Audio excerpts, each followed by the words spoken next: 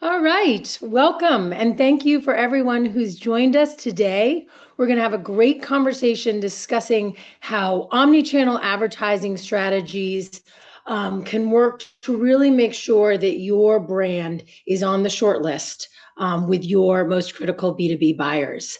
My name is Putney Clues. I am the Chief Marketing Officer of Bombora, and I am joined by some amazing customers and guests of ours on this webinar, and I will look forward to introducing you to them in just a little bit. Before we dive into the content, a bit of housekeeping. We are recording this session, and we will send it around to all of you who have joined us afterwards, and please feel free to share it with colleagues and others who you think would find it valuable. We also are going to have the opportunity, time allowing, for Q&A. Please enter that into the Q&A chat, which should be accessible to you in the interface. And if you should have any technical difficulties, we will be able to help with that. So please also enter that into the Q&A. And with that, we will dive. I wanted to spend a little bit of time framing up why we're having this conversation today. And I think these points you will be familiar with, but they are sobering and always good for us to spend a little bit of time on. First, we all know, as folks who sell into a B2B market, that at any one time, only 5% of our available audience is in market and ready to buy. It doesn't matter whether your TAM is 100 accounts, 1,000 accounts, 1 million accounts, 10 million accounts. A very small portion of them are in market. And what that means is you want to be able to take a great swing at each of those opportunities every time they become available. Now, we also know, as this very detailed picture that we don't expect you to really dive into, but as this picture sort of illustrates, is that the B2B buying journey is really complicated. And there are a few things that I think we all know as well, but again, good points to think about, particularly given where we are in the year, early on, still lots of opportunities in front of us. One, our buying committees are typically between 5 and 11 different individuals in a company. And all of those individuals are having 10 plus touch points as a part of their buying journey in a very non-linear fashion, as this illustration illustrates. And I feel like this doesn't even do it justice, because layered on top of that is what I think about as the AI research factor, which means that we're not even controlling anymore the information that is being put out about ourselves and our products and our services. So further, when you think about that buying committee of multiple individuals, we know that many of those buyers are 70% plus through their research journey before they actually reach out to somebody who works at the company, one of our colleagues and sellers. And further, we also know that for a vast majority of these, some folks even say 80% or more, they have a preferred vendor when they reach out at that first contact, which means, right, that the playing field has been set, the table has been set. So what does this mean? It means that as B2B marketers, we have to be thinking about delivering omni-channel experiences throughout the entire consideration journey. We have to be able to deliver on all these non-linear touch points that we're seeing on this slide. And further, we know that the consideration journey starts well before we, the companies, officially know that it's begun.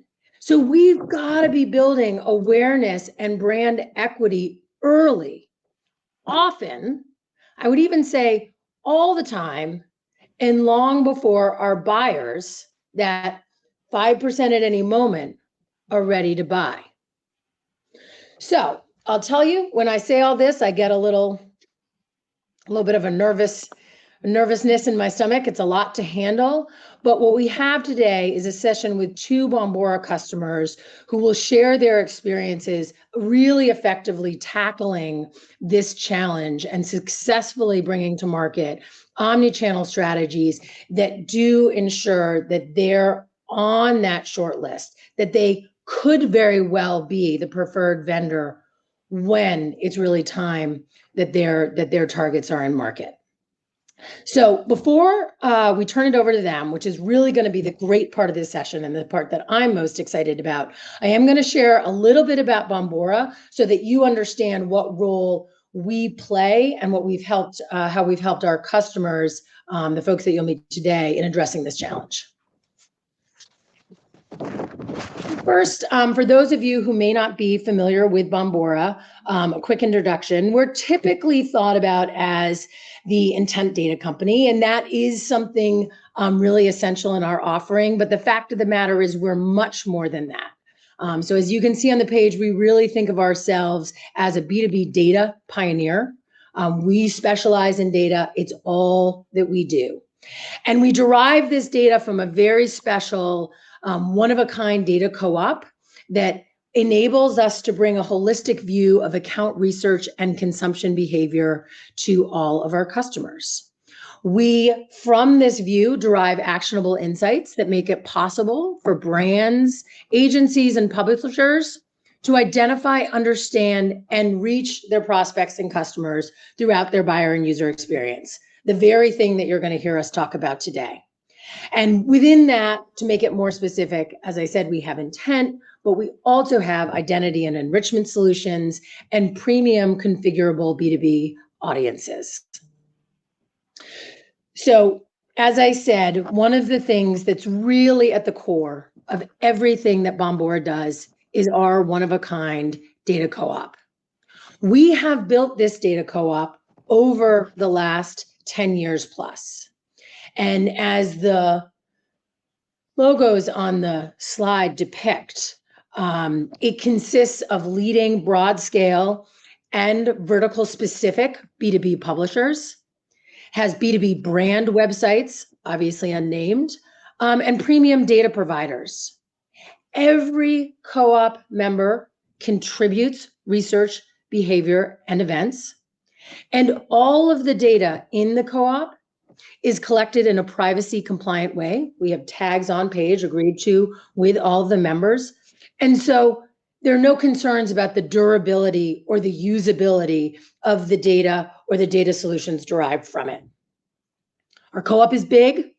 In totality, we have thousands of members, which represent monthly billions of consumption events. And we add members, every week, every quarter. And this is important, right? Because we need to have this at scale view of what is going on in the market. So then just a tiny bit more from me, because again, I know what you're all really here for. We did want to spend just a moment, again, contextualizing the B2B audience portion of our solutions and what you'll hear Phil and Rachel talk about today. So our B2B digital audiences are, as I said, derived from our data co-op. We give our customers access to hundreds of audience segments that are built on all kinds of different elements, firmographic attributes, different interest area, intent, if that's valuable. And these can all be used to activate advertising campaigns across the entire consideration journey. And further, what's important about our offering here is Bombora has integrations with every major DMP, DSP, SSP, which allows our customers, B2B advertisers, to activate these B2B audiences across platforms, channels, formats, programmatic, paid social, native advertising, CTV, and I'm going to say and more because I probably missed something. Why is that important? Because you're actually able to do what we said we wanted to do at the beginning of this conversation, which is deploy a true omni-channel marketing campaign. So with that, I will pause speaking and I will turn it over to two great partners of ours, Phil and Rachel. I'll allow them to introduce themselves because they do a great job. And we'll hear about their success stories tackling the problem that we framed today. Great. Well, thank you, Putney. So this is Phil Parrish. I'm the president of PrograMetrix, which is a digital paid media agency that I co-founded in 2015. So I'll share a little bit about my experience and a bit more about our agency. We develop paid media plans that are data-driven, and we manage programmatic, paid social, and paid search campaigns for our clients. Of all of those channels, we specialize the most in programmatic advertising. So that's the ability to reach and engage your audience outside of the walled gardens of Google, Meta, LinkedIn, and others, across display, mobile, native, online video, connected TV and OTT, streaming audio, podcast advertising, digital out of home, which is an emerging and growing channel, and even retail media. We do work with noteworthy direct-to-consumer brands, but the majority of our clients are B2B brands and actually other ad agencies. So I'll break that down a bit. Particularly with B2B, we work with brands like PayPal, BigCommerce, Money 2020, McLean, and obviously Computershare, which we're going to highlight today. On the agency side, there are creative agencies and even full-service agencies that may lack an internal media department or the expertise internally to manage omnichannel advertising campaigns at scale. And so other agencies leverage our team to develop paid media strategies and actively manage campaigns for their clients. So we've built a unique agency partnership model over the years. We like to say that the mechanics of what we do the mechanics of what we do within B2B advertising is applicable to any B2B brand. But that being said, we have the most experience helping B2B brands within the financial services, fintech, broader technology, insurance, and logistics industries. What's really important is that most B2B marketers come to us with a similar challenge. They're struggling to scale paid search advertising in Google or Microsoft because they have a niche offering. They have a very tight keyword list that converts well. They also know that with paid search, right, it lacks branding impact. So there's a scalability issue there. Those same B2B marketers are typically also advertising on LinkedIn. And on the front end, that's a safe place to advertise, right? Because we can target specific accounts, we can target by job title and job function. But the reality is that the cost of that ad space on a CPM basis is really expensive. And it's a crowded space, right? There's many other B2B brands advertising there. So these B2B marketers come to us and they need our help extending their reach and frequency against the target audience to professionals wherever they live their digital lives. And so that's how we are helping them target those accounts in a very targeted and measurable way. Lastly, we've been managing B2B campaigns for about 10 years now. We have partnered with Bombora since day one. So they've been a strategic partner of ours. Across the hundreds of B2B campaigns we've managed, in omni-channel capacities, Bombora consistently delivers the strongest performance. And when I say performance, that could be a variety of metrics, right?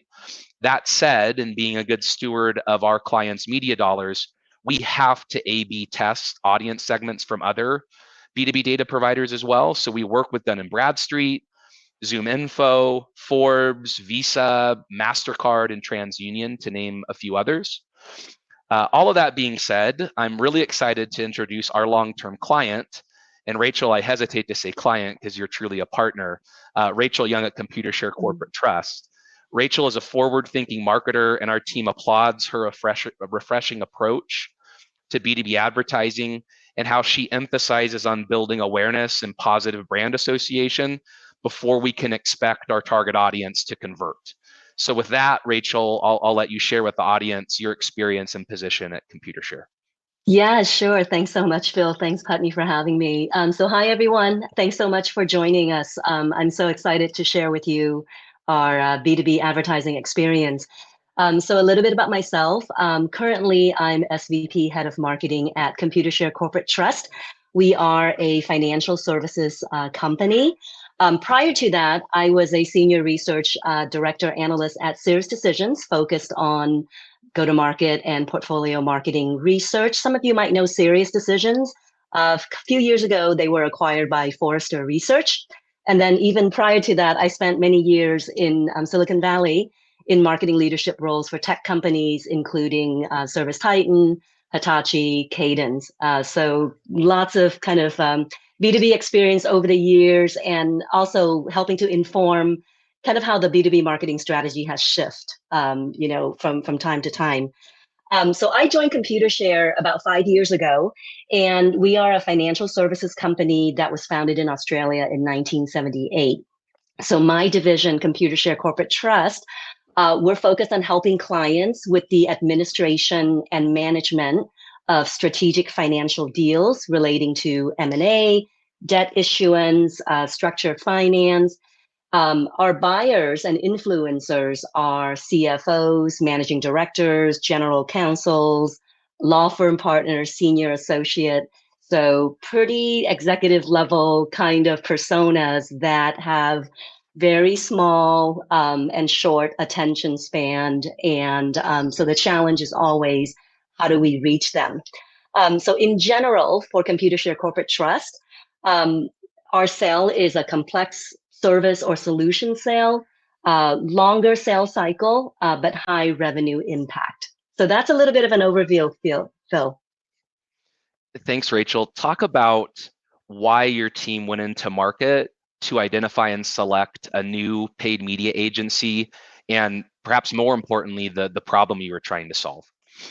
Yeah, so shortly after I joined Computershare, we acquired the Wells Fargo Corporate Trust Business Unit in the US, bringing over the entire organization of over 2,000 employees and also the entire client base. So overnight, Computershare Corporate Trust in the US became one of the top 4 provider in the corporate trust space.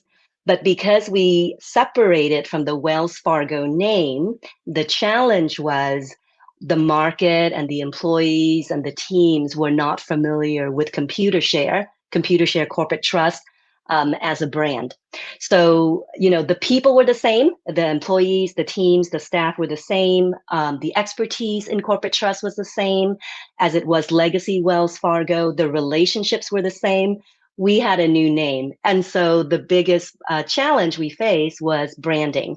How do we make sure that in the marketplace in the US, that people know who Computershare Corporate Trust is, and remember that it is that same legacy team that had worked with them for decades.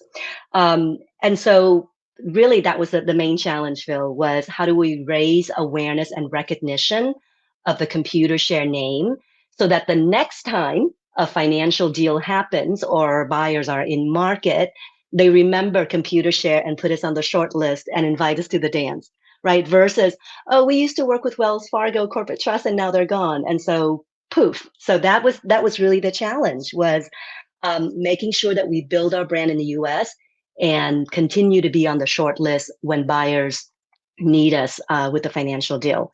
And so the overall strategy was to build an advertising engine and achieve targeted B2B branding at scale. And Phil, as you know, that's when we started kind of like this strategy and engage with you and the team to help us on the media side. Yeah, it was a daunting task, right? And one that we continue to work on and evolve. Let's talk a bit more. You have unique audience segments, buyers and buying influencers that we need to reach over the long term. So let's talk about how we onboarded your team's first-party CRM data in a privacy compliant manner and segmented those unique audiences. And in addition to that, monitored how much ad exposure over the course of the campaign we had within each of those segments to reach a higher frequency within your total addressable market. Yeah, one of the immediate value that we saw in working with your team was, looking at our audience in the market. And I mentioned, we were targeting CFOs and general counsels, but also influencers that were senior partners and senior associates at law firms that help out with these financial deal. And so being able to kind of share with you our target audience and having you help us to map them, but more importantly, determine the strategy of how do we best reach them, and when do we put the gas on in one segment versus another, was really helpful, and it helped us to kind of be able to, and I know in the next slide we're going to talk a little bit more about the brand campaign and the messaging, but that was also really critical, was how do we deliver messaging to particular audience segments. So the granularity that we were able to achieve was very, very important. Very good. And of course, the channel mix, the media mix is critical. And earlier, I talked about our agency's specialization within programmatic. But to be clear, we continue to manage paid search campaigns for Computershare Corporate Trust. As you articulated, Rachel, with a very complex financial services offering, I think of all B2B brands, that targeted keyword list is very narrow, right? So there's only so much we can invest really, really well within search. In addition, we absolutely deploy ad dollars to LinkedIn. So that's part of the mix. But where we've seen the most mileage and growth using a variety of metrics that we've been assessing is on the programmatic side. And so we talked very early on with our strategy about the importance of ensuring that the Computershare Corporate Trust brand was exposed to users as they view their favorite TV shows. We want to be in their earbuds or their headset when they're listening to their favorite audio channels. We want to be able to serve online video ads that are experiential and bring the Computershare Corporate Trust service offering to life across thousands of premium sites. So let's talk a little bit about the media mix, and after that, the KPIs that we've established to monitor the success of the campaign. Yeah, for sure. I mean, I think back to like my B2B marketing experience, and I mentioned in my early years, I spent a lot of time in tech. And, for the folks on the webinar listening to us today, and if you're in B2B, you know that, traditionally for B2B, primarily the marketing motion has been around lead gen, right? And I find, especially for where we are with financial services and our audience, having that balance of branding so that you can get on the short list when the buyer's ready to buy is so critical. So to Phil's point, definitely paid search, LinkedIn, we continue to do that. That's so targeted. But sometimes some of these deals are, pretty stretched out in terms of frequency, right? Companies don't do M&A like every 6 months, for example. So developing an omni-channel strategy that is really branding oriented is so important, so that the next time they have an M&A deal, they remember Computershare Corporate Trust as someone in the mix to help with the administration and management with a multitude of details. So I remember first starting with you, Phil, working with you, Phil, and the team. We were talking about, what are some channels that are kind of non-traditional for the B2B lead gen, but more maybe on the consumer side, more branding oriented. So like Phil said, introducing connected TV, online video, some of the, digital out of home testing, rich media formats. Those were all the things that we were strategizing together, and by audience segment, and depending on, what we're focused on messaging wise at that point, pulling the right lever in those media channels. And I think, working with a partner like Phil and the team at PrograMetrix really helped us to kind of, temper and understand where to put our investment for the best return. Yeah, and what I would add to that is it's our philosophy at PrograMetrix that all advertising is going digital, all digital advertising is measurable, and therefore all digital advertising is performance based. So Rachel, even awareness campaigns, we can hold awareness accountable and understand how it's making a business impact. And so on that note, even when we are running CTV and online video campaigns to raise awareness, we were using brand lift studies to see against each segment of your audience what lift was being driven in terms of ad recall, consideration, favorability. So that was a really important part of measuring the impact of our branding campaigns. We also measured on-site engagement. So after a user engaged with the ad creative, they clicked through, we have the ability through our advertising technology to discern what users are visiting multiple pages and browsing more content. And if we understand that, we're going to spend more time bidding against those users in a retargeting fashion because we know they're engaged and familiar with the brand. It didn't just bounce immediately. Rachel, you also mentioned some of the new media channels and ad formats we tested, and I really encourage B2B marketers to separate a different budget for testing and experimentation purposes. So digital out of home was a very strategic initiative as you guys entered a new market to be inside the office buildings and lobbies of targeted accounts. And we did use rich media ad formats, specifically conversational ads, to separate your brand from the noise and generate more insights as users engage with those ad creatives. So here on the next slide, we're going to bring to life with some visuals some of the elements of the campaign in terms of creative that was matched to specific audiences, and then some of the metrics and insights we reported on. So I'll give you the microphone back, Rachel, to talk a little bit about the creative vision here and how we tailored creative to specific audience Yeah. segments. Yeah, thank you so much. I mean, when we talk about brand, sometimes marketers who are on the call right now, sometimes when we talk about brand, it's very broad and ethereal, and but this is one area where when we executed our brand campaigns with omnichannel media strategy, we've got data out of our ears from top to bottom, right? And so that's kind of the one of the things I want to share with the folks on the call is branding is very disciplined, very data oriented, and you can gain insights to make decisions. It's not kind of like that broad based thing that is often a misconception.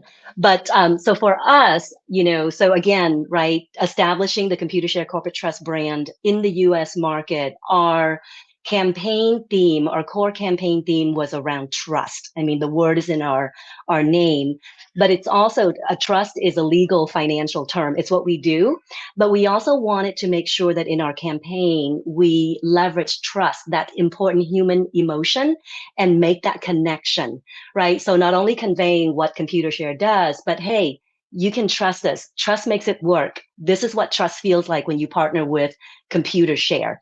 And so that human emotion element, that connection that we wanted to create was a huge driver in our decision for an omni-channel campaign, right? So we know we didn't just need to reach our audience during, 8 to 6 or office hours, as Phil mentioned. We wanted to reach them wherever they were, 24/7, 7 days a week. And we'll talk a little bit about kind of like our data and our finding.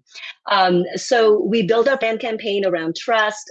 We wanted to create an emotional connection, and the omni-channel strategy, whether it's online video, display, connected TV, we wanted our audience to see us whenever they're with their devices and whenever there's an opportunity to not only know who we are, but to kind of create that emotional connection, right? This is what trust feels like when you work with us, or, trust makes it work when it comes to these financial dealings.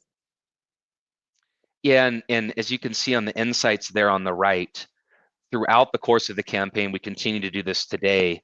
We measure the size of the total addressable market against all of those unique audience types, right? So from lawyer-based audiences to CFOs, and then we also monitor how does our ad exposure against each of those segments increase over time as we continue to leverage omni-channel activation.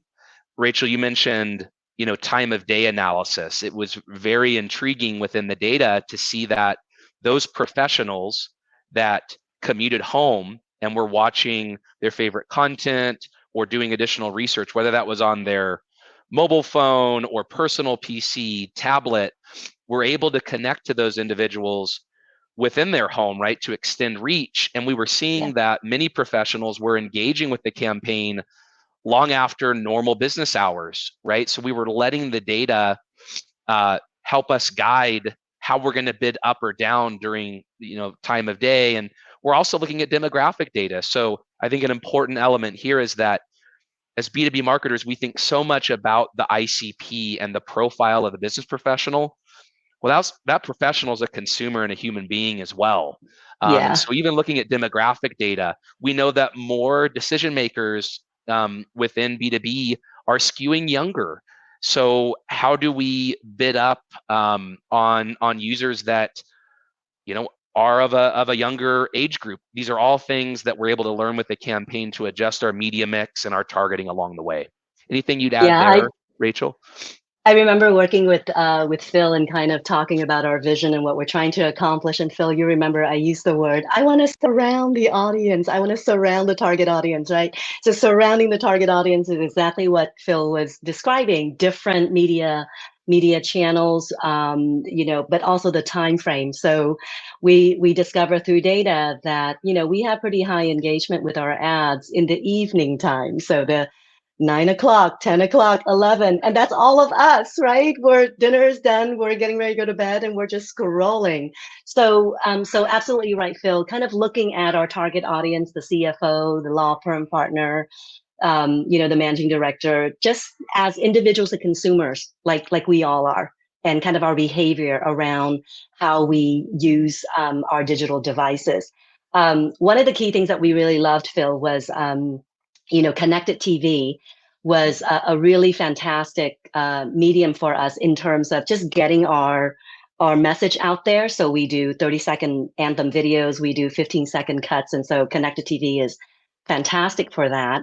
And we just love, I mentioned earlier, we have data kind of out of our ears from top to bottom, but we also love getting kind of the anecdotal comments from our target audience through our relationship and sales team where, folks will say, hey, we saw your ad on TNT, or we saw it on Peacock, or we saw it during the, NCAA quarterfinal. So all of those are like great qualitative roses that we capture, because we don't see that all the time, or we don't hear it all the time, but we know it's reaching our audience in a way that helps them to remember us, which is the ultimate goal. Yeah, the campaign is very insights driven, and we're using data to learn constantly. So some of that anecdotal feedback on, hey, I saw your TV ad while I was watching live sports content. I mean, what a great way to break out from the noise, right? Because once again, business professionals are consumers, they're human beings, and there's not as many B2B brands, certainly not your competitive set, right, Rachel, that are advertising in those contexts. So it's once again a way to elevate your brand and become part of the consideration set on your buyer shortlist. So we'll summarize some of our key findings before we move on to some specific questions. And so if we transition to the next slide here, just in summary, it's so important to define your total addressable market by audience segment, right? And so we help our B2B clients do just that. We need to be able to reach key business decision makers by job title across the account-based list. Bombora is a critical partner in helping us achieve this with our B2B clients, particularly when it pertains to programmatic, right? Unlike LinkedIn, where it's very seamless to target specific companies and the job titles within those companies, we use Bombora to put guardrails around our targeting across programmatic channels. That can be job titles and job functions. It can be company size in terms of headcount or company revenue. So it makes our ad targeting very, very precise.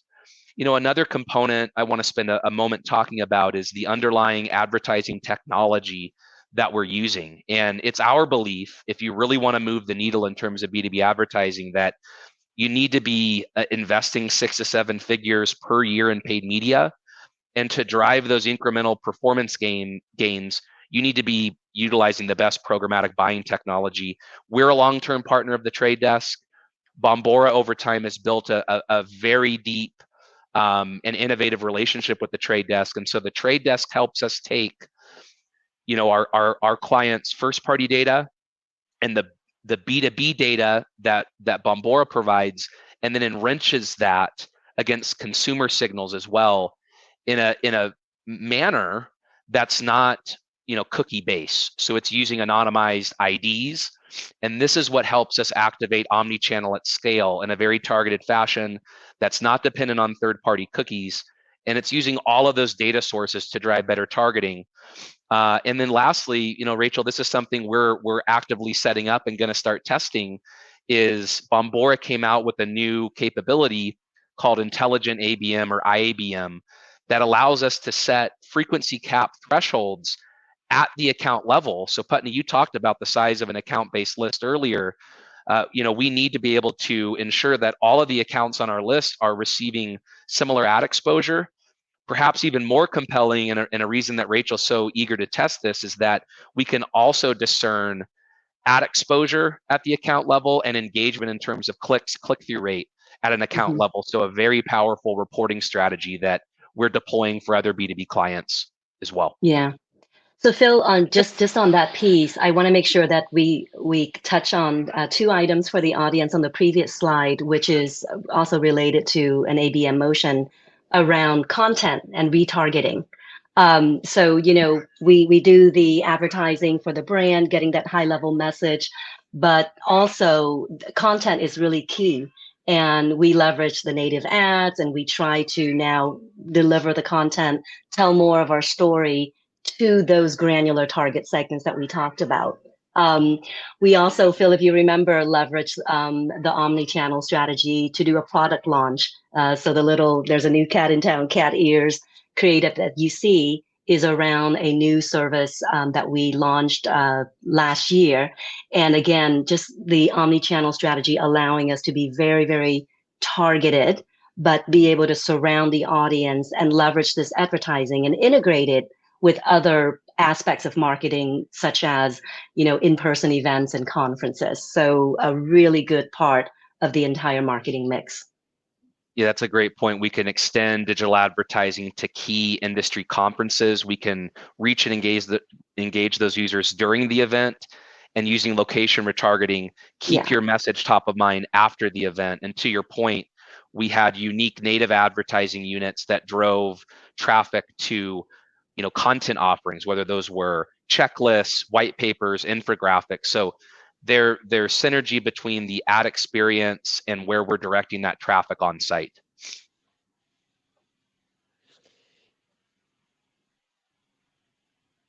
You guys, this is amazing. I know the work. I work at Bombora. I've had the opportunity to speak with you guys, and I took a zillion notes.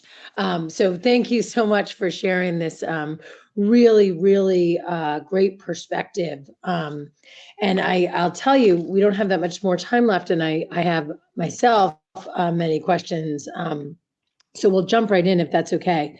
One of the things I wanted to chat with you both about, or get your perspective on, is really thinking about the creative and the content as you're moving someone through the consideration journey.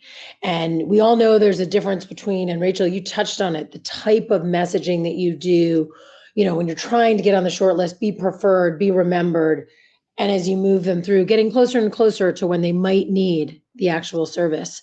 Would you just tell me, how did you use data to think about how to really optimize the type of message and content format that you were using at each part? Yeah, for sure. So, at the very highest level, the highest branding level, you saw that trust makes it work, the what trust feels like. So it's very at an organizational level. But then very quickly, we know that once we get somebody's attention and they're engaging with those ads, we have to be able to serve more ads and do retargeting. And that's where we develop content that tells more of the Computershare value story. And then, of course, ultimately, when they can show us that their buying signals, there's more very direct call to action motions. But for our data, we talked about the granularity of the target market segments. Phil's team can work with our team to let us know what's working and what's not working. And a lot of A/B testing, right, Phil, to kind of see how a particular content piece in terms of messaging or content format works. So Jason is on my team, and he's always looking at the data with the PrograMetrix to see where we can tune and maybe where some gaps are. We might be reaching a particular segment, finding a particular interest that we maybe weren't aware of before, and pushing the content engine there so that we can get more engagement. So we see that on the PrograMetrix side. When we look at the dashboard, we also see it on our websites when they come and show their engagement. Yeah, that's awesome. Building on or jumping off of the idea of testing and A/B testing, I think sometimes the first thing that pops to mind when folks think testing is either copy testing or creative testing. Phil, I'd love to hear you speak a little bit more of how you've done audience segment testing across different providers, particularly I think in a world where it might be a little, you don't necessarily know you're getting apples to apples. So how have you thought about doing that in a way that you feel like you'll get clarity of result? Yeah, it's a critical question, and the answer is it takes an immense amount of work. And so it comes down to, does the B2B marketer or the agency have the resources, the want and desire to actually assess the data and let that inform optimization decisions? And so for us, everything we do is built on custom audience segmentation. And within each of those custom audiences, on the initial build, we are testing a variety of segments from different data providers very quickly based on the KPI and objective, whether that's cost per acquisition, click-through rate, brand lift. Very quickly, we're seeing which of those segments are outperforming. We then quickly move to invest more against those segments and pause underperforming segments. So it's a simple concept in theory, but the amount of work it takes is really important. And that's where I think some teams aren't prepared to go that extra mile. The other thing I would say is that, particularly within the trade desk, our programmatic buying platform, there is so much what we call path to conversion data that we can access. And so our team is actually trained AI to analyze these huge data sets so we can begin to share insights with our clients on things like, how many ad exposures do we need on average to elicit the desired action? What does the media mix look like from first impression served to click and conversion or on-site engagement? How long does that process take? And so for us, yes, there are standard KPIs we're reporting on, but I think more B2B marketers are craving insights. What are we learning about our audience segmentation? What are we learning about the messaging that resonates most, that users are engaging with? And can you tell a story about our campaign and how it evolves over time? So we're using AI and technology to do just that. Awesome. That's great. I want to be mindful of our time, so I'm going to take a step back. Well, I was going to take a step back, but someone's asked a question, so let's go there because that's more important. The question that's being asked by one of our guests: would you guys be able to provide some insight on message sequencing and how you've thought about approaching that, and testing and learning into what is the right sequence? Rachel, do you want to start? Yeah, I would say in terms of messaging sequencing, it really has to start with the objective. For us, when we laid out kind of like our media strategy, we know we wanted to lead at the very top with Computershare corporate trust and kind of like that main trust message, and just monitoring the results and getting insights to determine, when are we ready to bring in the next layer. Right. So, with branding, it's definitely not an overnight effort. And so for us, from the creative side, it's working to make sure that we have a portfolio of creatives and messaging that can be turned on when we can see the desired results in the targeted segments that we're reaching. And what I would Yeah, add to sorry, go that ahead, Phil. what I would add to that real quick is that part of this is cost and resource driven, right? Especially if you're hiring a creative agency to build concepts and different, ad formats. But we know we need to avoid ad fatigue. We have to refresh the messaging in the market. I think where it gets complex and you need a trusted expert to manage this is that, every unique audience we're targeting, we need to be serving 2 different ad units. And once we have sufficient data to discern which ad format, which ad unit is performing best, we then quickly need another ad unit. And the goal of that next ad unit is to beat the incumbent. That's the mindset it takes to raise the bar in terms of creative performance. That's terrific. Being mindful of our time, I'm going to ask you guys to take a step back, but it's to take a step back with a bit of a speed round now. Rachel, what are 1 to 3 things that you would recommend that our audience thinks about as they really think about the challenge that we framed up and how to use omnichannel advertising to make sure that they're on that short list?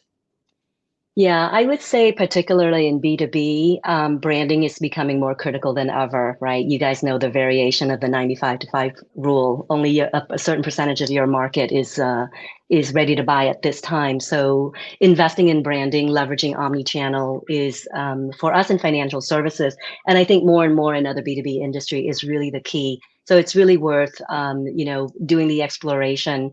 And as Phil mentioned, experiment, test. That's how we started it. And it's been working for us, so we're continuing our focus there. Phil, what would you add? Excuse me. That was really good, Rachel. What I would add is that we're talking about branding. I want to reemphasize there are multiple ways using today's technology to put accountability behind your branding and metrics beyond impressions served. So there are various ways to measure the impact of branding. That all being said, we do use and deploy Bombora's intent-based surge data to identify and market to users that are conducting research. We're doing that for Computershare Corporate Trust. So it's not as if our efforts with Rachel's team doesn't value marketing qualified leads or sales qualified leads. What we understand, though, is that we can't put the cart before the horse. So you need both approaches. You need branding to continue to increase that consideration set, but you do need a separate strategy and audience composition to reach those that we see are spiking in terms of research consumption, which may indicate they're ready to make a purchase decision. And so we're deploying all of that for Computershare, Corporate Trust, and other business units within the broader Computershare organization. Well, thank you, guys. It has been a great pleasure to spend this time with both of you and all of those who joined us this afternoon. It's been a really, really valuable conversation. Again, this has been recorded. We will share it out more broadly. Rachel, Phil, thank you so much. Thanks, everyone. Thank you. Thanks, everyone.